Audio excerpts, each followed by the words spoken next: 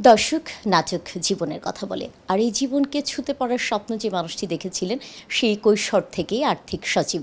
সাইকোলজিতে লেখাপড়া করেও যার মনে হয়েছে যে না, তার বাংলা নাটক, চলচ্চিত্র বা ইন্ডাস্ট্রিতে কিছু করতে হবে, এবং সেই স্বপ্ন নিজে যেমন বুনেছেন, নিজেকে বারবার তৈরি করেছেন, ভেঙেছেন, তার সাথে স্বতন্ত্র প্ল্যাটফর্ম করেছেন প্র্যাঙ্কিং এন্টারটেনমেন্ট। আমরা আজকে কথা বলবো আর্থিক সচিবের সাথে, যিনি সম্প্রতি মাটির মেয়ে নাটকটি দিয়ে আরও বেশি দর্শকের হৃদয় ছুঁয়েছেন। শুনবো সেই মানুষটির কথা। কেমন আছেন?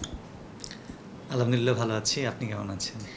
ভীষণ ভালো আছি। যখন আমাদের ইন্ডাস্ট্রিতে নতুন নতুন কাজ আসে এবং সেগুলো আবার মানে দর্শক ছুঁয়ে যায়, তো ইতোমধ্যেই যে আপনি মাটির মেয়ে নাটকটি নিয়ে এসেছেন, এবং সেই নাটকটি কিন্তু দর্শক গ্রহণ করেছে খুব দ্রুত ইউটিউবে। আমি একটু শুনবো এই যাত্রার কথা। অ্যাকচুয়ালি মাটির মেয়ে একটা অফ ট্র্যাকের ক্লাসিক্যাল গল্প। আমাদের বর্তমান নাটক আমরা যেগুলো বানাই সেগুলো খুব একটা সাহিত্য নির্ভর নাটকগুলো দর্শকের কাছে জনপ্রিয় হয় না, কিন্তু আমি চাচ্ছিলাম যে সাহিত্য নির্ভর নাটক, ক্লাসিক্যাল যে স্টোরিগুলো আছে সেইটার সাথে আধুনিকতার একটা মিশ্রণ আনবো, এমন একটা স্টোরি দিয়ে আমি কাজ করব। এই চিন্তা নিয়েই মাটির মেয়ে এর কার্যক্রম শুরু হয়। মাটির মেয়ের স্বপ্ন কি আপনি সব মেয়েদের জীবন থেকে দেখেছেন, নাকি নির্দিষ্ট কোনো মেয়ের গল্প আপনাকে ছুঁয়ে গিয়েছিল? এটা নির্দিষ্ট কোনো মেয়ের গল্প না, এটা হচ্ছে বাংলাদেশের যেসব সহজ সরল মেয়ে আছে প্রত্যেকের গল্প, সহজ সরল মেয়েদের গল্প, যারা তাদের অভিব্যক্তি ঠিকঠাক প্রকাশ করতে পারে না, খুব সাধারণ থাকে এবং তাদের উপরে ইচ্ছা করে কোনো কিছু চাপিয়ে দেওয়া যায়, তারা মুখ বুজে সহ্য করে, এরকম মেয়েদের কষ্ট, এটাই তুলে ধরা হয়েছে। আপনি এই নাটকটিতে কেন সাথীকেই বেছে নিয়েছিলেন?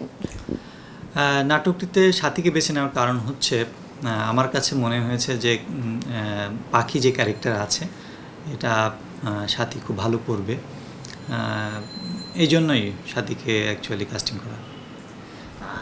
এই নাটকটির বিষয়ে আপনাকে কি কি মাথায় রাখতে হয়েছিল?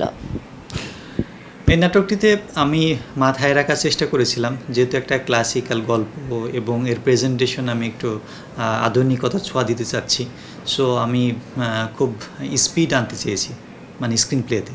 তো সেইটা আমাকে মাথায় রাখতে হয়েছে যে আমি একটা সুন্দর ফ্রেম ধরতেছি, অথচ সেটা হচ্ছে খুব দ্রুত আমাকে চেঞ্জ করতে হবে। তো সেই জিনিসটা মাথায় রেখে আমি এর মেকিংটা করেছি। এই গল্পটি কখন মাথায় এসেছিল? গল্পটি মাথায় এসেছিল, গল্পের একটা বেসিক একটা জায়গা অনেক আগের থেকে আমি যখন এইচএসসিতে পড়ি সেই সময় মাথায় এসেছিল, কিন্তু সেটা তো পরবর্তীতে আস্তে আস্তে বিস্তার লাভ করতে করতে পরবর্তীতে মাটির মেয়ে হয়েছে। মানে এই যে নাটকের গল্পটি, এটিও আসলে একদিনের গল্প নয়? না, এটা একদিনের গল্প না। মাটির মেয়ের সফরটা হচ্ছে প্রায় 4 বছরের। সো এই 4 বছরের স্টোরিটাই সেখানে তুলে ধরা হয়েছে। পর্দার অন্তরালে থেকেই আপনি এই কাজটি করলেন, খুব প্রচার নেই, কিছু নেই, তবে এক ঝাঁক শিল্পী তৈরি করলেন। যেমন আমাদের গুণী অভিনেত্রী আপনি সাথীকে তৈরি করেছেন, এবং সে যে প্ল্যাটফর্মে অভিনয় করে, এই মানুষগুলোকে খোঁজা কেমন ছিল, কোথা থেকে খুঁজেছিলেন? এগুলো খোঁজা অ্যাকচুয়ালি আমি বেশিরভাগ সোশ্যাল মিডিয়া থেকেই খুঁজেছি।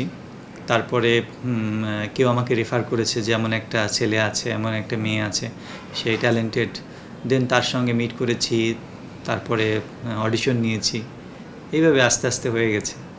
এই যে টিমের একটা বন্ডিং, এবং সেটা কিন্তু এখনও ধরে রেখেছেন, এবং তারা অন্যান্য বিভিন্ন প্ল্যাটফর্মে কাজ করছে, এ বিষয়ে একটু জানতে চাই। এরা সবাই ইয়াং জেনারেশন, আমার টিমের সবাই ইয়াং, সো তাদেরকে ধরে রাখাটা অনেক মুশকিল। তাদের চিন্তা শক্তি একটু একটু এলোমেলো। সো তারপরেও আমি চেষ্টা করে যাচ্ছি যেন একটা প্ল্যাটফর্মে সবাই একসঙ্গে মিলে যেন সামনে এগিয়ে যেতে পারি, সেই চেষ্টাটা করছি। একটি মানে প্রশ্ন করে আমি শেষ করতে চাই যে ব্যক্তিগত জীবনে খুব শান্ত দেখতে আর্থিক সচিব এত দুষ্টু দুষ্টু গল্প মাথায় কি করে নিয়ে আসে?